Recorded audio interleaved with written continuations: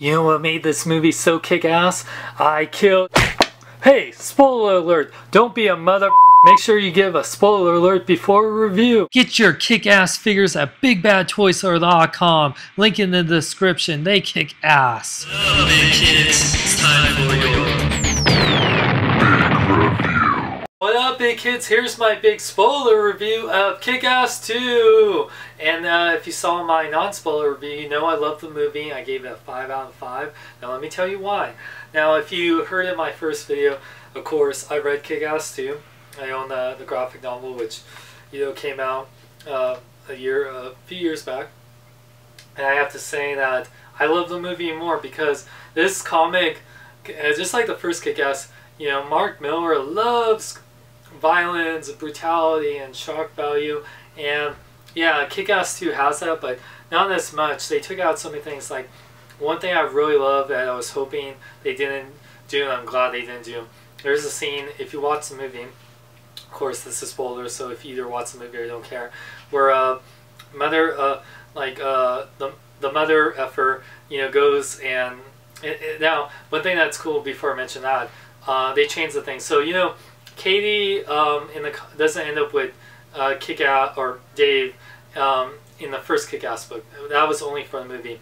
But in Kick-Ass 2, they were dating in the beginning of the film, but they break up. So she's only in it for very few scenes, which sucks. But compared to how she is in a comic, they made her more on par with the comic. Especially what she says when they break up. It's like, oh wow, that's like comic Katie right there. But anyway, in the comic, the mother effer and his the mega, their name, they attack where Katie lives and the neighborhood. They're killing like innocent kids and like people all around the neighborhood, like probably hundreds of, or like dozens of people. It's crazy and brutal. They kill Katie's father. It's like I'm looking at, I was like re-looking at this before it happened. It's just like so brutal what happens. Like, it's really tough to see that and stuff. And oh man, yeah, oh man, yeah, they kill Katie's dad and then they gang rape her. So they changed that to Night Bitch. Now Night Bitch, I love. Lindsay Booth did an amazing job as her. They really gave her and Kick-Ass a relationship, which I really liked about that movie. I like that in the movies Kick-Ass actually gets with the girl, unlike the comics. So thank you for that, because you want a hero to have something for losing people that he loves and getting his ass kicked and everything. So they, instead of Katie gets gang raped by the mother effer and a bunch of his crew, but instead they changed it to Night Bitch, which made more sense in the brand, especially because they give her and Kick-Ass like this kind of pseudo romance relationship where they're always doing it in the bathroom. Go Kick-Ass, oh yeah, you kick ass for, yeah, Night Bitch. Anyway, but yeah, so and in the movie, it looks like she's about to, I don't know if they imply that something happens to her, but they don't know if she really got raped or whatever. But when Mother Russia and his crew they only kill police officers, and they get killed like by bizarre ways, like lawnmower thrown at them, and police car blown up, and all this stuff. But it's only police officers. No kids are getting killed. No neighbors. Thank God, because I did not like that. So they toned down the violence, because it's just.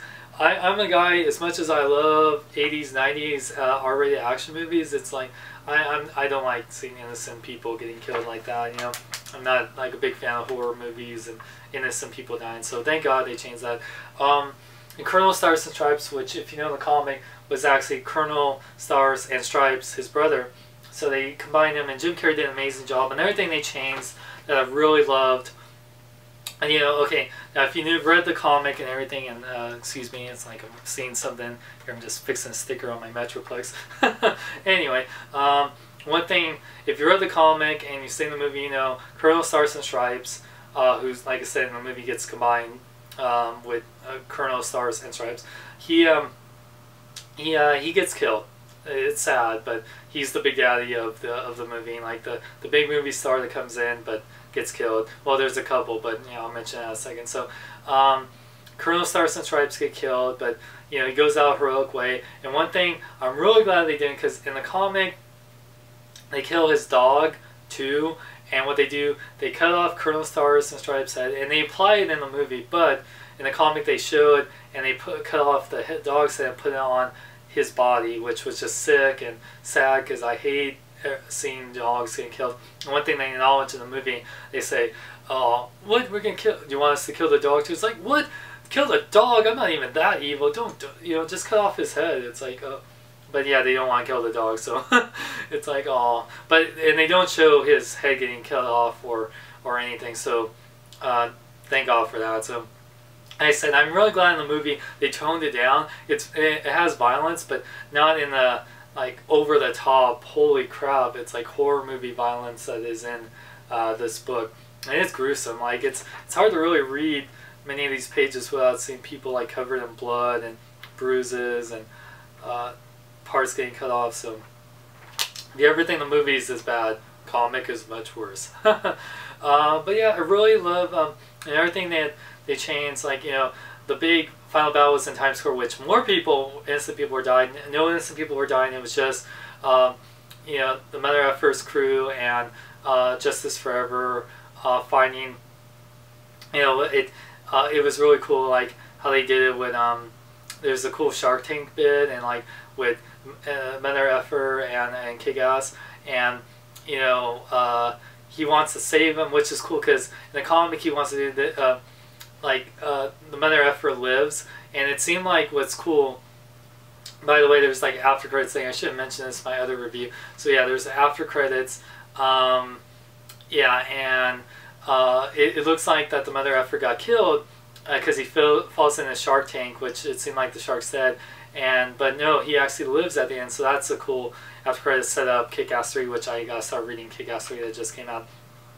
Anyway, so I really at the end of Kick-Ass 2, the comic, after the Mother Effer stopped and everyone crew, Hit Girl actually gets arrested after trying to escape. But in the movie, and this is a big difference for the comic and the movies, since Chloe Moretz is older, she's in high school, where in the comic she's still like, maybe middle school or whatever. So she's older, so they kind of made it where like she's kind of like learning about boys and attractive, and I really liked the cool high school elements that she's doing, and I really liked that she's actually her and Kick-Ass are like, huh? What? So yeah, like they have like she has kind of attraction, and she actually kisses Kick-Ass at the end, which and when you're reading it, like thinking about the first movie and the comics, it's like ew, but then he's supposed to be playing like maybe 17, 18-year-old, and she's like a 15, 16-year-old, so it's not that weird. I mean, so yeah, because I mean, like, wow, it's like you feel bad because like Chloe, who plays Hit Girl, yeah, she's like still 16, so it's like, man, she's like getting older. It's like, whoa, but you gotta feel bad for like thinking she's hot because you're not that age, or she's not that age, and all that stuff. So you're like, okay, just Hit Girl, Kick-Ass, whatever. So, but anyway, so she gets her first kiss from Kick-Ass, but then she leaves, and so that sets up a sequel where she could come back, and Kick-Ass pretty much inherits Hit Girl's like apartment, like the dojo where it has all the weapons and where they're training. And you see Kick-Ass has a new costume that's like full of armor, like armored like Kick-Ass costume, which is really cool. So I really hope they make a Kick-Ass 3. I would love that. And I don't know, like I gotta read the comic, but the Mother Effer, if he's gonna be back, and how Hit Girl's coming back. But yeah, I really love this movie, and like I really like what they changed compared to the comic. It just had a more upbeat, more I guess movie tone compared to a really dark tone. I mean, there was some dark parts, there was definitely some violence, but the movie had such more like just like the first Kick-Ass had a more fun, more upbeat, positive note, which I really like. So you know, I really recommend it. And like I said, I give Kick-Ass 2 a 5 out of 5 and go see it. So, and check out these awesome shirts like this Kick Butt shirt at riptapparel.com. Link is in the description, and don't forget my big 80,000 subscriber contest on my other channel, giving away a Hot Toys Mark 7 Iron Man. So thank you guys for watching my spoiler review. Go see Kick-Ass 2, and remember to check out bkbn.net for all your geek news, reviews, podcasts, and more. I'm Sean Long. Remember, celebrate your new in a big way.